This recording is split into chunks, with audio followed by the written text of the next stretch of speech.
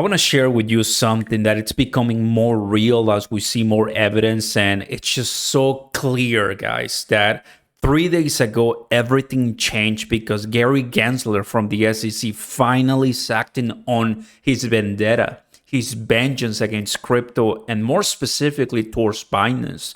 A lot of people know that he was an MIT professor like 2018 or so.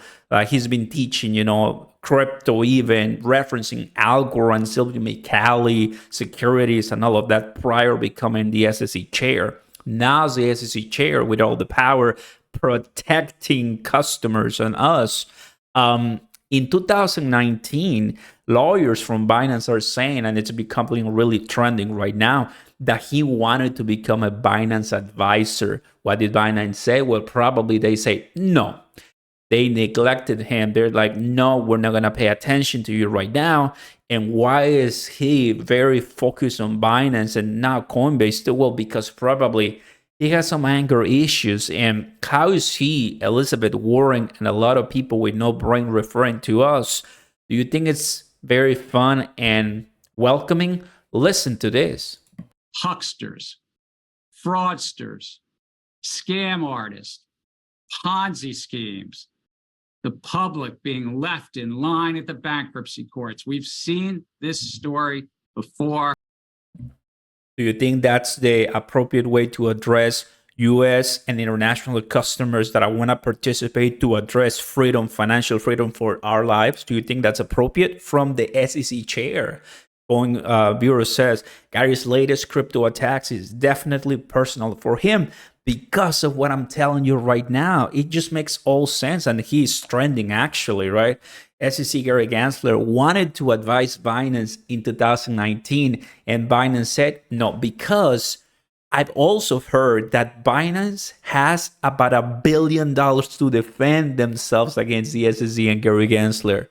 They're not gonna relinquish so easily. And I think our money is in safer hands, not financial advice, in Coinbase and Binance's hands than this guy that definitely has a problem with us. And it just makes the bear market prices much to last longer, and it's unnecessary. But because this guy really hates us, really hates Binance at this point, it just doesn't want to help. And Coinbase, if you've been listening to Brian Armstrong a lot of the times, it's like they are giving us silence. They're not telling us everything.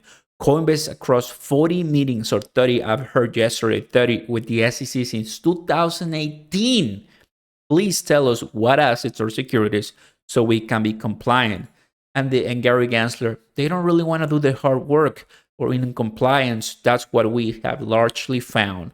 So they have the chance to change their business model. They might not disclose things. So when Coinbase sends a writ of mandamus through a court to make the SEC speak out, and they say, we'll take as long as we have.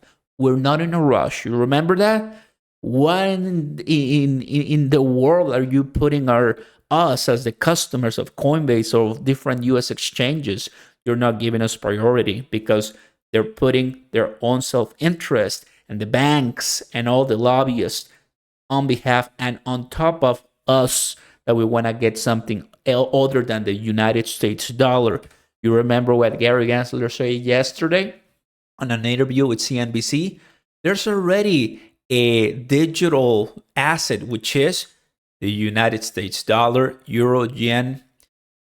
It just shows, fam, he doesn't like crypto. He is here to destroy us. He's here to make our lives miserable. And that's what we're going through right now. It's tough, but we're going to win at the end of the day.